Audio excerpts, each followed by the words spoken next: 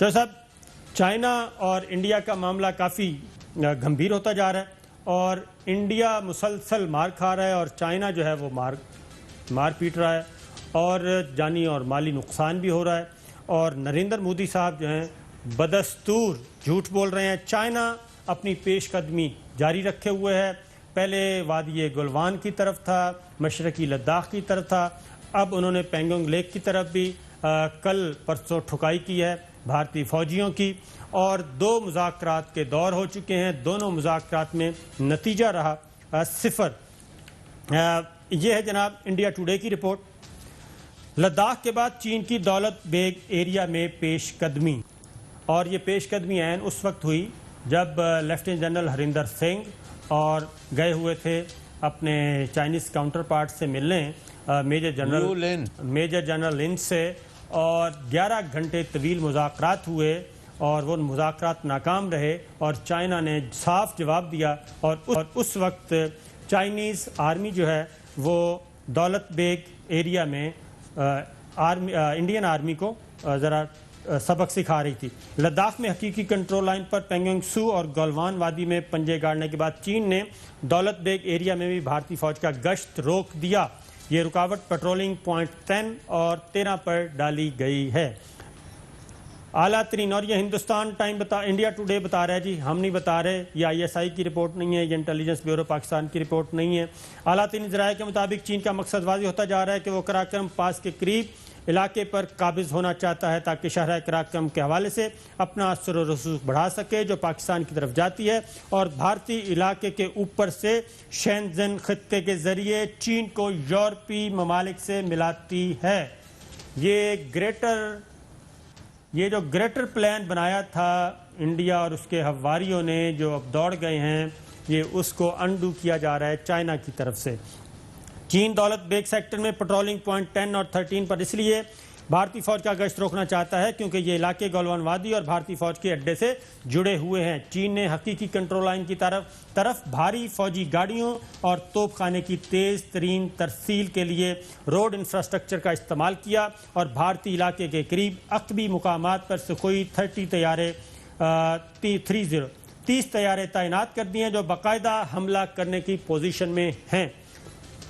سکوئی 13 کا نام ہے جناب طیاروں کا. علاقے میں چینی فضائی دفاعی نظام کی بھی نشاندہی ہوئی جو بھارتی فضائیہ کے لڑاکا طیاروں کی موجودگی کے باعث نصب کیا گیا ہے.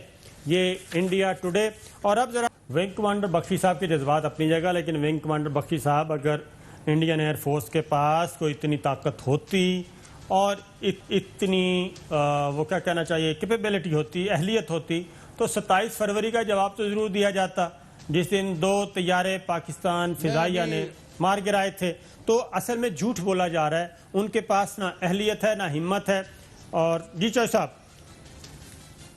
صابر شاکر صاحب اور پوری دنیا اور پوری قوم کو میں عرض کر دوں کہ ہندوستان کی فوج اور مودی سرکار نے 3 فیصلے کیے ہیں.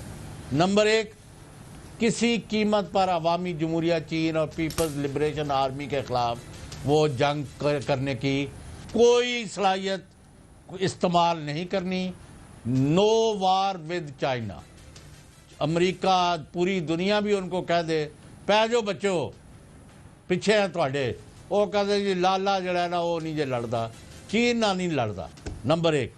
نمبر 2, اعلانیہ غیر اعلانیہ میں برملا کہہ رہا ہوں, مسلح افواج اور حکومت پاکستان ان کے پاس مصدقہ اطلاعات ہے کہ مودی جو ہے اگرچہ وہ منہ کی کھائے گا اور لیکن وہ اپنے ناپاک عزائم رکھتا ہے, پاکستان پر حملہ کرے گا جدھر ان کو کسی وقت موقع ملا. They are going to attack Pakistan and Pakistan is ready to fight India. اور اس دفعہ جو ان کی ذلت امیز شکست عوامی جمہوریہ چین کی فوج کے ہاتھوں میں ہے اس سے کئی گنا زیادہ کشمیریوں اور پاکستان کی فوج کے ہاتھوں ہوگی انشاءاللہ تعالی. اور تیسری بات جی اور آخری, اور چین جو ہے وہ جو چکن نیک ہے جی ہاں, اور وہ جو 8 ریاستیں ان کی سکم, بھوٹان, ایسٹ بنگال, فلانا کوئی اکھاڑا پتہ نہیں کیڑا کھڑا, وہ ساری کی ساری ہندوستان سے کٹ جائیں گی اور چین نے اتنی بڑی وہ آپ ایکسرسائز اگر دیکھیں تو حیران ہو جائیں کہ وہ اتنی ایکسرسائز تو جنگ میں نہیں ہوتی جس لیول کی ایکسرسائز ہوئی. اور یہ جو آپ نے کہا ہے نا کہ وہ کراکرم، اب کراکرم وہاں سے کئی سو کلومیٹر دور چلی گئی، وہ پرانا روٹ ہے جو ادھر سے قریب تھا. لیکن بات یہ ہے کہ چین نے پچھلے سال صدر شی جن پنگ، میں آخری بات کرنے لگا بڑی امپورٹنٹ، شی جن پنگ نے مودی کو، وزیر اعظم ہندوستان کو کہہ دیا تھا پاکستان سے تعلقات اپنے ٹھیک کرے.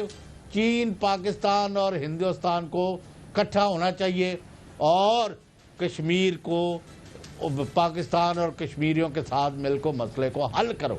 انہوں نے الٹا موڑ مڑا ہے اور پھر چین جو ہے وہ ایک دفعہ میسج دے دیتا ہے، انہوں نے دے دیا تھا. اب ان کو سبق چکھائے بغیر چینی جو ہے نا ٹس سے مس نہیں ہوں گے. اب آپ فرمائیں. بالکل ٹھیک ہے جو صاحب، ایک میری اسیسمنٹ ہے کہ انڈیا بالکل پاکستان کی طرف نہیں آئے گا. اس کی ریزن یہ ہے کہ وہ بہت کوشش کر رہے ہیں کہ یہ جاننے کے لیے، اور ان کو بہت اچھی طرح علم ہے کہ چائنا اور پاکستان اس وقت جڑے ہوئے ہیں، اور اگر انڈیا نے کوئی حرکت کی، یہ صرف گیدڑ بھبکیاں ہیں. میری 100% مجھے یقین ہے کہ وہ 27 فروری کا جواب ابھی دے نہیں سکا. چین نے مار مار کے ان کو الو بنا دیا ہے ادھر، اور روزانہ مار رہا ہے، اور ایک گولی چلائے بغیر ہزاروں مربع کلومیٹر ان کا لے چکا ہے وہ، اور ان کو تو کوئی جواب دے نہیں رہا. ادھر ان کی اپنی حالت بہت پتلی ہے. وہ MiG 21 طیارے مانگ رہے ہیں رشیا سے S-400 وہ میزائل ڈیفنس سسٹم مانگ رہے ہیں، وہ ان کو نہیں مل رہا.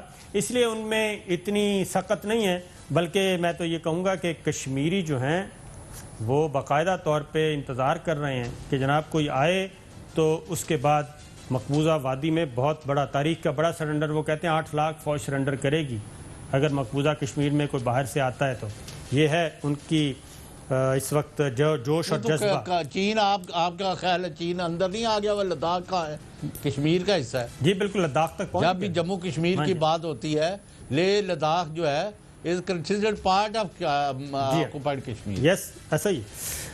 دی ہندو کی رپورٹ ہے جناب جوش صاحب، ذرا جلدی. چین نے مطالبہ کیا ہے کہ بھارت گولوان وادی سے تنصیبات ہٹا کر اپنے فوجیوں کو نکال لے. چینی فوج اور چینی وزارت خارجہ کے ذرائع کے مطابق یہ مطالبہ 6 جون کو بھی کیا گیا اور 22 جون کو ہونے والے کور کمانڈر سطح کے مذاکرات میں بھی کیا گیا.